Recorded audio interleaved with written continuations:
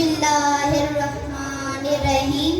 जान तन माल दौलत लुटा देंगे हम, जान तन माल दौलत लुटा देंगे हम, अपना खून तेरी खातिर बहा देंगे हम। जनाब सदर मोहतरम ज़करा और मेरे हम मकतब साथियों, अस्सलाम वालेकुम।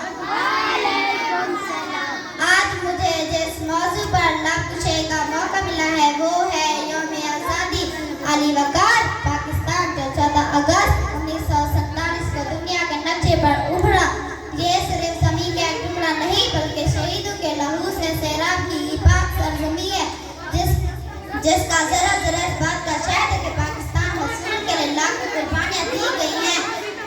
ये पाक सरज़मीं है प्यारा वतन हमारा, ये पाक सरज़मीं है प्यारा वतन हमारा, हम फूले चमन के गुलिस्तान हमारा। समीन इकराम, इस वतन की आज़ादी के लिए हमारे इस्लाम को भारी कीमत अदा करनी पड़ी, लेकिन इनके अज़्म और हौसले ने आज़ादी के ख्वाब की ताबीर दी। हसूल पाकिस्तान का मकसद आज़ाद मुल्क जहाँ इस्लामी तालीमात के मुताबिक मुआशरे की ताबीर हो सके। या रब मेरे चमन की बहारें जमा रहें, या रब मेरे चमन